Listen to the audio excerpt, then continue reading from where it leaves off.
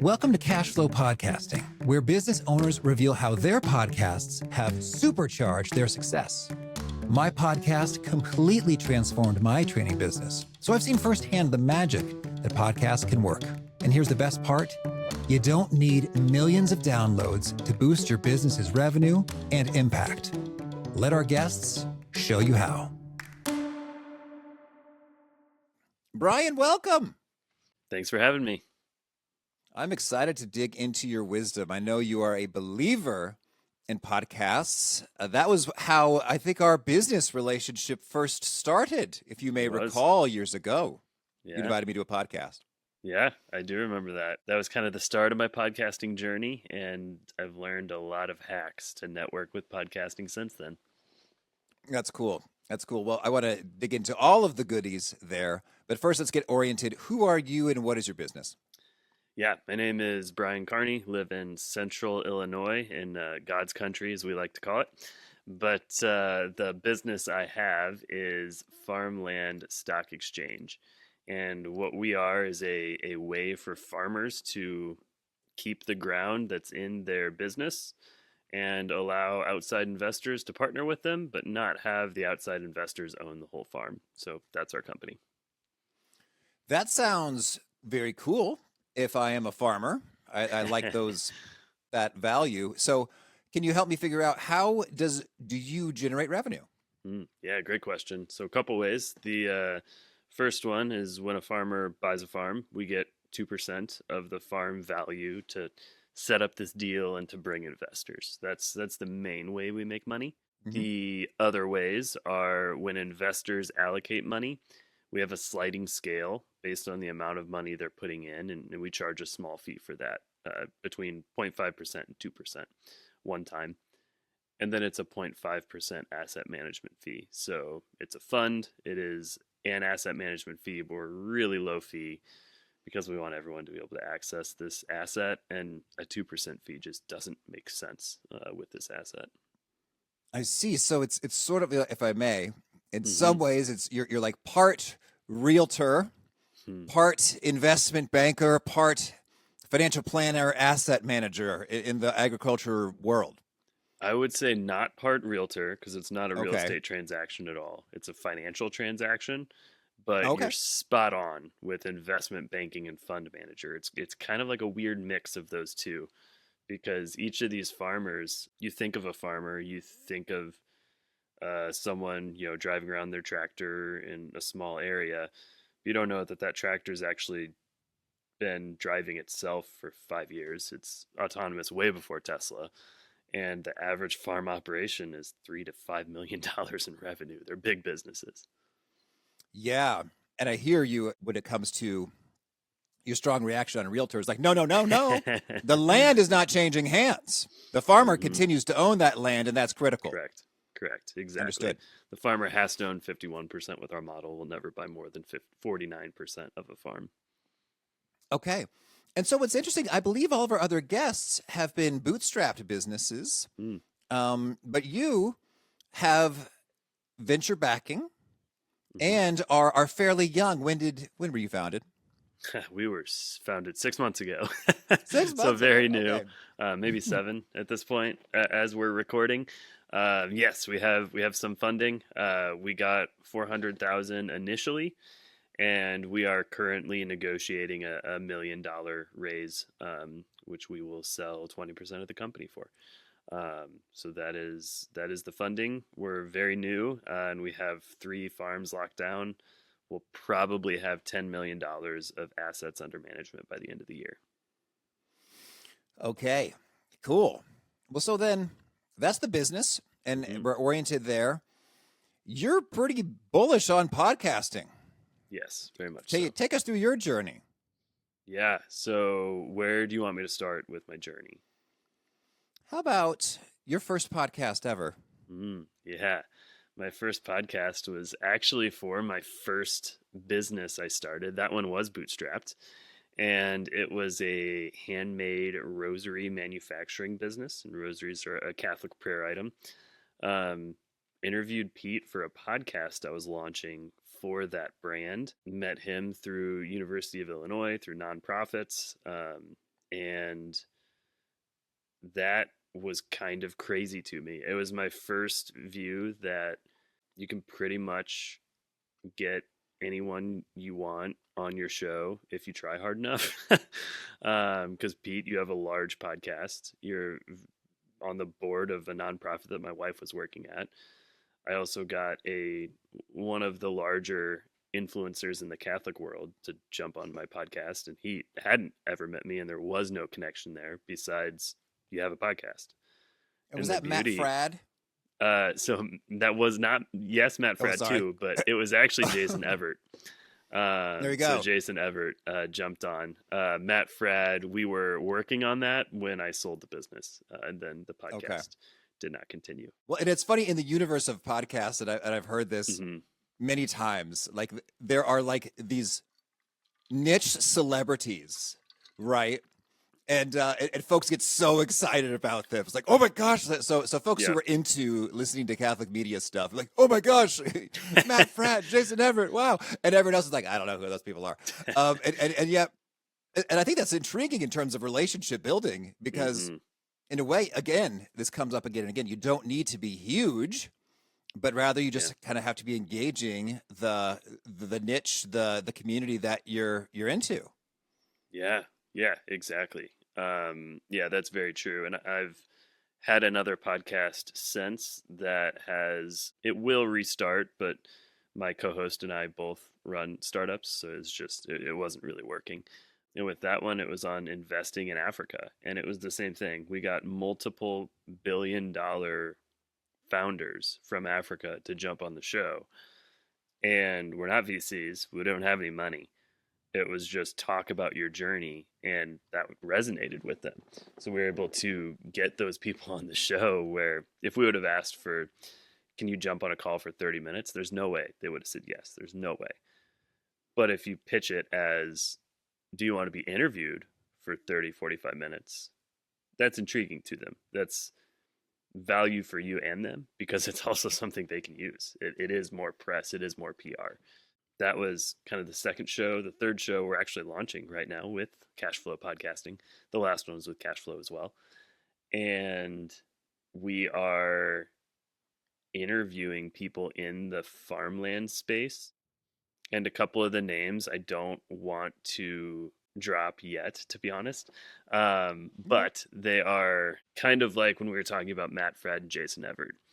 You would not know their name unless you're in the industry. But if you know if you're in the industry, you're going to be very impressed with the type of people we're getting on the show already. Again, for a startup that's 6 months old. Well, that is super cool. Just 6 months in, because we say, we're very honest and upfront. Hey, podcasting, in terms of generating business, it's a long game. You're not going to expect, make an episode and then money falls from the heavens into your bank account. And yet you're seeing some results immediately in terms of opening doors that would have previously been closed. And so this is kind of speculative at this point, but it's kind of cool and fun and makes you feel like a smooth VIP, rubbing elbows with these folks. But how do you think those conversations will result in actual business benefits? Yeah. Well, the two that I'm thinking of specifically, one is one of the most powerful people in agriculture. He was on Trump's agriculture committee. Like, he is very well connected. He's very big in the investment side as well. So it's good to be connected with people like that. And short term, I don't think anything, to be honest, will come of it besides being able to get other guests by saying he was on there, which is kind of cool. And those relationships will be quicker to convert. But it is just building that relationship, having someone like that know you, where you're not going to them as a, do me this favor. It's almost as a, not quite as a peer, but a different type of relationship where it's closer to being a peer because they're coming on your show. That's pretty different than, hey, can I, pick your brain for 25 minutes and buy you a coffee? That's a different type of relationship. Certainly. And in a way, that's the beauty and mystery, I suppose, of relationships is you don't know where that could go. That could turn into a couple introductions like, oh, it sounds like, Brian does exactly what you need to do with your farm. You should talk to Brian. Right. 9 months later. Okay. Right. Glad we had that conversation. Or, hey, you know what? We're going to need another round of funding, actually, in some time from now. Is like, what do you think? It's like, well, you know what? I got a really good vibe from you. You seem like an honest, swell guy, and I enjoyed our exchange. So all kinds of cool things can happen when relationships are built. If it's just fun, or if it's cash money. Yeah. Oh, absolutely. And the couple things I'll note there. The one is particularly in this industry, relationships are everything, and people are everything, and your reputation is way more important than how much money you can make someone. That lends itself perfectly to podcasting. Podcasting is, we always like to say, it's relationship building at scale. And that is exactly what you do with a podcast. The other note I'll say is you also can't go about it with a view of, I'm going to book this interview because I want this to convert at this time. Part of why I want to book this interview is he was the 4th largest hog producer in the country at a time when hogs were selling for 9 cents a piece. You could buy a pig for 9 cents. And I just want to know, how did you survive? I don't know that industry that well, but I have to imagine it costs way more than 9 cents just to feed a pig. For a day. Correct. So I want to know that. I want to know how he survived. That's just fascinating to me. And that's so valuable to me and the audience that he would be willing to have that conversation. Yeah, and that knowledge and perspective is so cool in terms of where that can lead as well. I was at a random seminar once, and I thought it was very well said. He said, there's a variety of forms of wealth.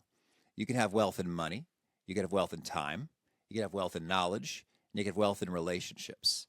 And these things can really in some ways be traded. It's like, I'm going to part with money to go to an event. So I trade some money wealth for relationship wealth because I want to meet some people at the event. I just thought that was really kind of cool how those things are interchangeable and valuable.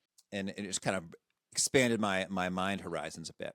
So, well, let's see here now. Now, when it comes to raising money, you get a lot of input from a lot of investors who say you should do this or that with your business, with your marketing, with where you place their funds.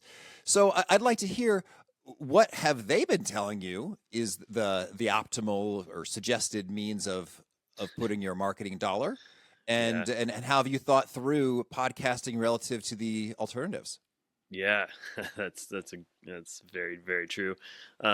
And that's part of the beauty of bootstrapping is you get a little bit more say. We've got great investors, so they're more understanding, but they still have their ideas. And the main places people spend advertising are like performance marketing, things like Facebook, Google, all of that. And then SEO is a big one as well. Those are both really expensive, way more expensive than cash flow podcasting. And I don't think the long-term ROI is there for some of that at our scale. Once we have more money, once we have a clear persona, it makes sense.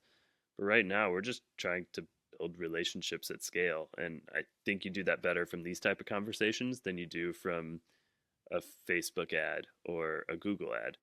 So the two places we are doing marketing right now, and in full transparency, we'll do performance marketing probably in 6 months plus. I don't know. But right now, we're just doing podcasting to build kind of the bank of content for which is SEO. Like SEO, people talk about, I'm going to do this or that for this like ephemeral SEO thing. And all SEO is good content. If you have good content, people will come. So there are some things you can do to make Google rank it, but that takes like an hour. Most of it is the content. Podcasting is good content, and you can repurpose it. So we're going to be repurposing for a blog post, for our newsletter, for social media, for white papers, for a lot of things we're going to be able to build out of it. So that's why we're investing there early with our kind of limited money. And then we're actually doing mailers, which is also not something that VCs like to hear. But Well, I love it. I mean, I know like the Dan Kennedy oh copywriting, the yeah, old school Claude guys. I mean, Hopkins, exactly. and sometimes they'll tell stories in terms of, boy, there's these some young 20 somethings doing direct mail. All their peers think they're nuts, Hmm. but they're seeing some cool things happen. And especially in agriculture, I'm speculating. You tell Yep. me. It feels like some of the old fashioned things are appealing or even Yep. more trusted. Yep. Oh, that's exactly it. And the people we're mailing, we're putting a picture of like me and my family. We're saying, here's our office. Like, come by and stop in, like, grab a coffee, because there's always that like view of, I'm getting spam mail or scams.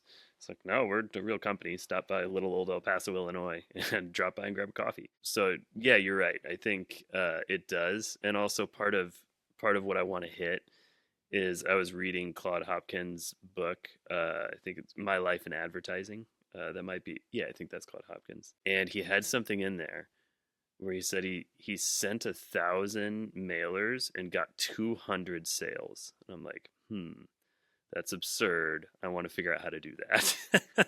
That is insane. Could that work now? Could that work with my product? No. But if I could spend $3,000 to get 300, I'm going to do that every time. 300,000, not $300.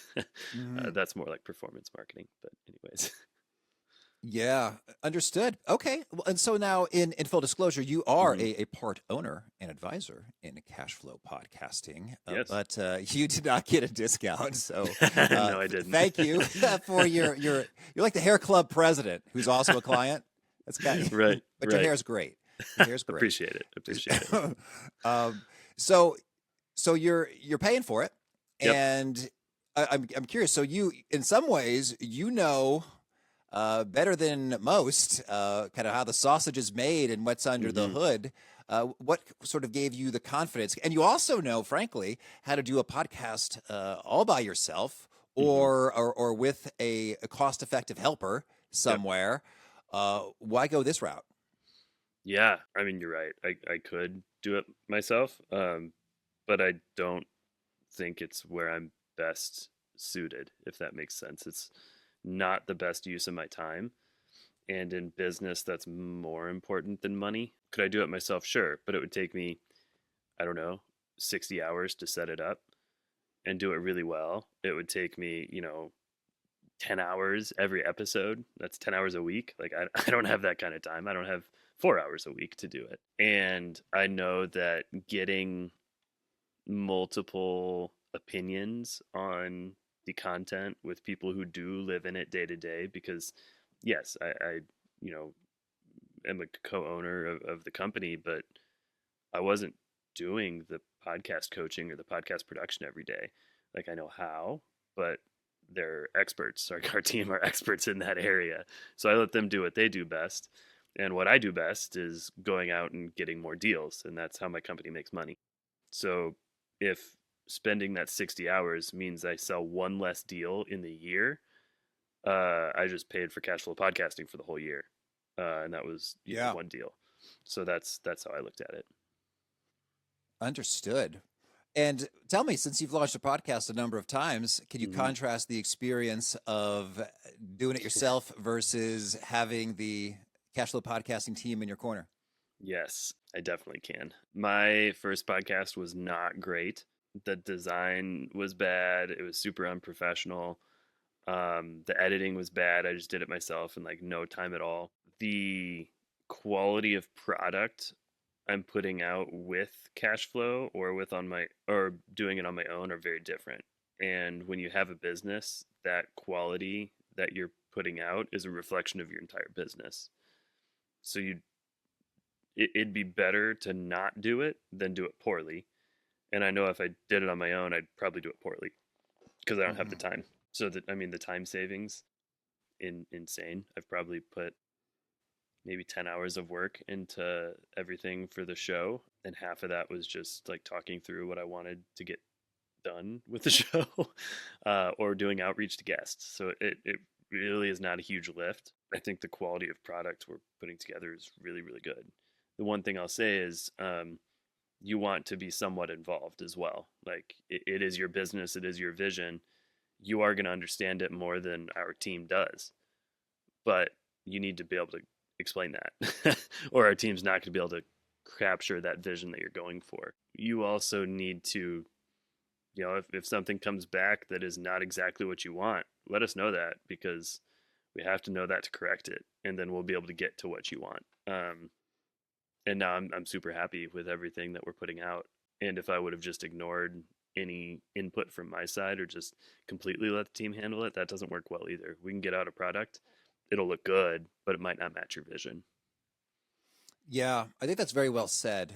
And I too have had the experience of launching some podcasts on my own, and then really, in a way, being client associated with the relaunch of the Cash Flow Podcasting podcast. So meta. And it just feels so great in terms of, oh, you worry about everything, and it's like I don't have to be the boss for a little while, which is I like. It's like I get to be the client and say, yes, I like that a lot. Can we change that? Can we change that? Thank you. It's like, make it better. And then they sweat it as opposed to me sweating it. Like, and it's cool. And then once we're dialed in, it's like, oh yeah, you're just off to the races. It's just like, okay, well now I'm just going to have some fun conversations. And then they do everything else. And I chime in here and there. Easy peasy. Yeah. Oh, absolutely. Completely agree with that. And the automation side of not having to do the show notes or the blog or the social templates, like that is also huge. I was not good at keeping up with when I was doing it on my own. I could create all the templates, but I wouldn't do them. I just, in the end, just record it, post it, didn't even edit much because time gets filled up. And I'm curious, is any part of your experience, has it been especially wowing? I mean, hey, saving time is great and that feels good. But were there any moments along the way like, oh, wow, that is brilliant and I would not have thought of that? Or, oh, what a refreshing delight to be working with you, who's more on top of it than most? Yeah, two places. I would say the cover art we have now is really good. And it took a little bit of like iteration to get to really what like I had in my head, but I couldn't quite say perfectly. And I never could have done something like what it looks like now on my own, like never. But it's perfect for the industry. It's perfect for the company. And then the other one is the music. I'm just not very good at that. I know for a podcast I had in the past, I chose my music, and it probably took me like 4 hours of going through these different like music ones, and I'm like, oh yes, I found it, it's perfect. And then I showed it to my wife, and she's like, ugh, that sounds really bad. I'm like, all right, back to the drawing board. And that part I'm just particularly terrible at. Anything with design or music, it's not in my strengths. And the music we have for this one's really cool. I didn't even need iterations. I just got the like 3 samples. I'm like, oh, that one's really good. And everyone I've showed it to has said the same. Yeah, that's true. There is really no substitute for slogging through dozens of options there. I've gone both ways in terms of trying to find pre-made stuff and working with a composer. And in both instances, there's no substitute for someone somewhere has to go through a lot of options to get the goods, even if they're trying to create it from scratch. So having that leverage is handy. Okay. Well, tell me anything else you want to share about what you might have done differently, or other top tips for folks who might be thinking about a podcast? What I might have done differently.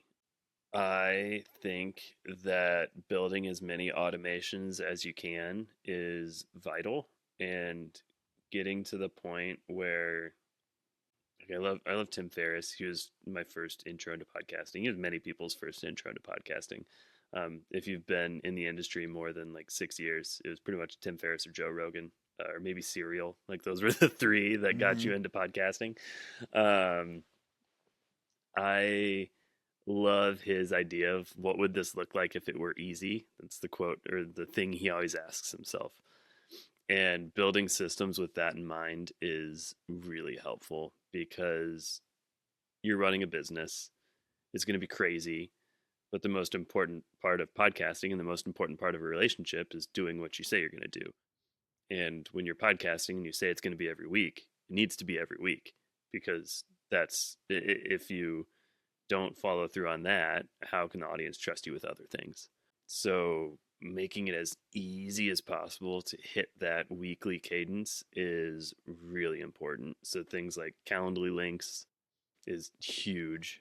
Booking time to do outreach to guests, because that's usually the biggest reason people stop their podcast is they don't have enough content, they don't have enough guests. If you're doing a solo show, definitely booking specific time each week for ideation, and then a specific time each week for recording. Just systematizing everything is super important. And historically, I've not been very good at that. But the past 3 or 4 years, I've been really pushing into being a little bit more organized, and it makes a huge difference. Mm-hmm. I think that's a good notion associated with the trust and the expectations. And you don't have to set the expectation that's going to be a show every week. It could be every other week, every month. It could be seasons. But just so long as that's kind of what kept me pushing through when I felt tired. It's like there are thousands of people with their phones in hand awaiting this episode. And it's true. I've got the data on the back end statistics there. Right. And just as I think we've all felt the disappointment of, there's not a new episode of this thing I like. Oh, okay. Yep. I guess I'll do something else, and just to not deliver that thousands of times to people was enough of a motivation to, okay, let's power through. And even better, if you have someone else powering through on your behalf. Yeah. Oh, absolutely. That's exactly the case. That's actually my main gripe with Dan Carlin, if you know his podcast. Oh, Hardcore History. Yeah, it's so good. I think it's the best podcast produced. I really do. It's insanely well done. But he's just so inconsistent. It drives me insane.